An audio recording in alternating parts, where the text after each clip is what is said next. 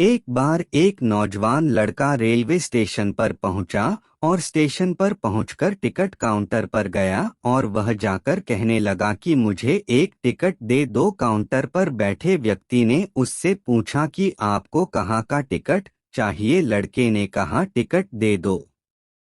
आपको बात समझ नहीं आ रही है, मुझे टिकट दे दो। काउंटर पर बैठे व्यक्ति ने सोचा कि ये शायद थोड़ा सा खिसका हुआ है, इसलिए इस प्रकार की बातें कर रहा है। काउंटर पे बैठे व्यक्ति ने फिर से पूछा कि अरे भाई साहब, आपको कहाँ का टिकट चाहिए, बताइए तो। लड़के ने कहा, अरे मैं तुमसे टिकट मांग रहा हूँ, तुम्हें देना नहीं है क्या? मुझे टिकट दे दो। अब काउंटर पर बैठे व्यक्ति को थोड़ा गुस्सा आ गया और उसने उस व्यक्ति को भगा दिया और कहा, पीछे बहुत सारे लोग खड़े हुए हैं, तुम यहाँ से चले जाओ वरना मैं पुलिस को बुला लूंगा। वो लड़का थोड़ा सा गुस्सा हुआ और वहाँ से चला गया और उसके बाद वो प्लेटफॉर्म पर आ गया जहाँ पर बहुत सारे लोग खड़े हुए थे और किसी ट्रेन का इंतजार कर रहे थे। अब थोड़े देर के बाद ही वहाँ पर एक ट्रेन आ गई। अब सभी लोग उस ट्रेन में चढ़ने लगे, वहाँ लड़का भी उस ट्रेन में चढ़ गया। अब मैं सभी से एक प्रश्न पूछना चाहता हूँ जिसका जवाब आपको मुझे देना है। आप बताएगा कि वह लड़का अब कहाँ पर पहुँचेगा। हाँ, आप बताइए कि वह लड़का अब कहाँ पहुँचेगा। आप मुझे बताइए, वह लड़का वहां पहुंचेगा जहां वाकई में उसे जाना है या फिर वो वहां पहुंचेगा जहां पर वो ट्रेन उसे ले जाएगी? जी हाँ, बिल्कुल सही कहा आपने, वह लड़का वहां पहुंचेगा जहां वो ट्रेन लेकर के जाएगी। अब आप भी अपने आप से पूछ कर देखिए कि आप भी बिना लक्ष्य वाले ट्रेन में सफर तो नहीं कर रहे। कई बार आप भी अपने माँ बाप को दिखाने के चक्कर में, अपने दोस्त यार को दिखने के चक्कर में बिना लक्ष्य वाले ट्रेन में बैठ जाते हैं और उन्हें कुछ करके दिखाना चाहते हैं। क्या आपको लगता ही कि ये सही है? अब ट्रेन में बैठा व्यक्ति चला जा रहा है, चला जा रहा है, लेकिन कुछ दिन के बाद वो बोर हो जाता है, परेशान होने लगता है कि ये मैं कहाँ जा रहा हूँ। और फिर थोड़े दिन के बाद उसे एक स्टेशन दिखता है और बहुत सारे लोग उतर रहे होते हैं और फिर वो भी वहाँ पर उतर जाता है। लेकिन स्टेशन पर उतरने के बाद उसे ये समझ में आता है कि मुझे यहाँ आना ही नहीं था, मुझे तो कहीं और जाना था।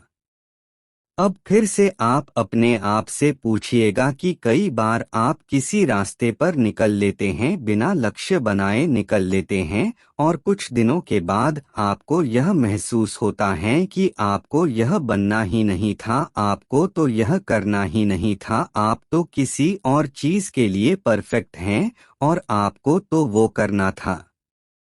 आप सिर्फ लोगों के दिखाने के चक्कर में किसी चीज को बनने की कोशिश करते हैं, जबकि असल में वो आप होते ही नहीं हैं। एक बिना लक्ष्य के यात्रा करने पर आपका पूरा जीवन खराब हो सकता है और वहीं पर एक महत्वपूर्ण चीज खराब होती ही है जो कभी वापस नहीं आ सकती, और वो है आपका समय। और इसलिए सबसे पहले आप सही जगह का चुनाव करें कि आपको जाना कहाँ है। उसके बाद स्टेशन पर जाकर अपनी सही ट्रेन ढूंढे, क्योंकि वहां पर बहुत सारी ट्रेनें होंगी, बहुत सारे लोग अलग अलग ट्रेन में चढ़ रहे होंगे, लेकिन आपको अपनी ट्रेन ढूंढना है जो आपको अपने सही लक्ष्य पर पहुंचाएगी। यदि आप किसी को दिखाने के लिए कोई भी काम कर रहे हो तो आप उसे आज ही छोड़ दीजिए और अपने एक सही लक्ष्य का चुनाव कीजिए जो आपको एक सही यात्रा पर पहुंचाएगी। कई लोग अपने जीवन में बिना लक्ष्य के घूमते रहते हैं, भटकते रहते हैं, परेशान होते रहते हैं और जीवन के अंत में कहते हैं कि मैंने अपने जीवन में कुछ नहीं पाया। क्या आप भी उनमें से एक बनना चाहते हैं या फिर एक सही लक्ष्य का चुनाव करके अपने जीवन को खुशी खुशी प्रसन्नता से जीना चाहते हैं? फैसला आपका है। अपनी सच्चाई को किसी के सामने साबित करने की कोशिश ना करें, क्योंकि अगर आप सच्चे हैं तो उसे वक्त एक दिन खुद साबित कर देगा। कठिन रास्तों से कभी ना घबराएं, क्योंकि कठिन रास्ते हमेशा खूबसूरत मंजिल की ओर लेकर जाते हैं। न कोई कठिनाई न कोई तकलीफ तो क्या मजा है जीने में। बड़े बड़े तूफान थम जाते हैं जब आग लगी हो सीने में। सपना एक देखोगे मुश्किलें हजार आएगी, लेकिन वो मंजर बड़ा खूबसूरत होगा जब कामयाबी शोर मचाएगी डॉट।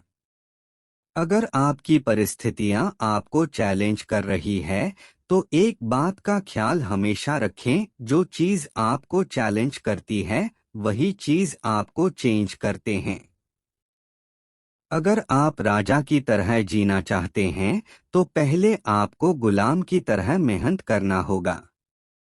एक बात का ध्यान अवश्य रखें, आप सपना जितना बड़ा होगा संघर्ष भी उतना ही कठिन होगा।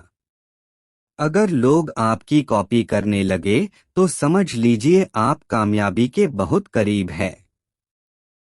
कोशिश आखिरी सांस तक जारी रखनी चाहिए। मंजिल मिले या तजुर्बा दोनों ही अनमोल है। हर सपने को अपनी सांसों में रखो, हर मंजिल को अपनी बाहों में रखो। हर जीत तेरे ही मेरे दोस्त, बस अपने लक्ष्य को अपनी निगाहों में रखो। ख्वाहिश भले ही छोटी हो लेकिन उसे पूरा करने के लिए दिल जिद्दी होना चाहिए। तुम चलने का हौसला तो करो, दिशाएं बहुत है। तुम कांटों की फिक्र मत करो, क्योंकि तुम्हारे साथ दुआएं बहुत है। मंजिल की फिक्र ना करें ऐ मेरे दोस्त, तू बस अपना फोकस रास्ते पर रख, तुझे मंजिल अवश्य मिलेगी। कोई भी व्यक्ति एक बार में सफल नहीं होता। दुनिया में जो भी व्यक्ति सफल हुए हैं उन्हें कभी ना कभी असफलता का मुंह देखना पड़ा है। आपकी हार तब नहीं होती जब आप असफल हो जाते हैं, आपकी हार तब होती है जब आप असफलता के डर से फिर से उठने से इनकार कर देते हैं। जो अपने कदमों की काबिलियत पर विश्वास रखते हैं अक्सर वहीं अपनी मंजिल तक पहुंचने में सफल होते हैं। असफलता की राह में मेहनत ही सफलता की एकमात्र चाबी है। वहां अक्सर तूफान भी हार जाते हैं जहां कश्तियां जिद पर टिकी होती हैं। अपने जीवन में सबसे ज्यादा महत्व समय को दे, क्योंकि समय इंसान को सफल नहीं बनाता, समय का सही उपयोग इंसान को सफल बनाता है। जहां तक दिखाई दे वहां तक पहुंचने की कोशिश करो, आगे का रास्ता वहां पहुंचने के बाद दिखाई देने लग जाएगा। सफलता इसमें नहीं है कि आप कितने बड़े सपने देखते हैं, बल्कि सफलता इस बात में है कि आप अपने छोटे से छोटे सपने को भी कितने जुनून से पूरा करते हैं। जहां कोशिशों का कद बड़ा होता है वहां नसीबों को भी झुकना पड़ता है। हमें अपने कर्मों के फल के प्रति आसक्ति के बिना अपने कर्तव्यों का पालन करने की शिक्षा देते हैं।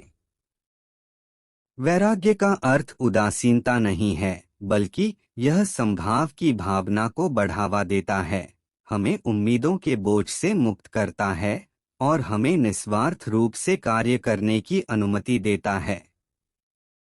परिणाम से अलग हो जाओ, वर्तमान क्षण पर ध्यान केंद्रित करो और अपने कार्यों को एक उच्च उद्देश्य के लिए पेश करो। एक अवसर के रूप में प्रतिकूलता को गले लगाओ। कृष्णा हमें याद दिलाते हैं कि चुनौतियां असफलता नहीं हैं, बल्कि विकास और परिवर्तन के अवसर हैं। प्रत्येक बाधा में एक छिपा हुआ पाठ और लचीलापन और शक्ति विकसित करने का अवसर होता है।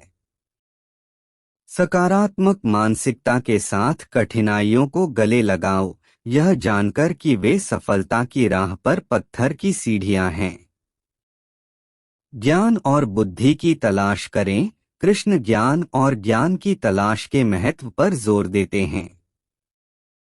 एक जिज्ञासु मन पैदा करें, अपने क्षितिज का विस्तार करें और विविध स्रोतों से सीखने के लिए खुले रहें। आजीवन सीखने को अपने दृष्टिकोण को व्यापक बनाने, अपने कौशल को बढ़ाने और अपनी वास्तविक क्षमता को खोजने के साधन के रूप में अपनाएं।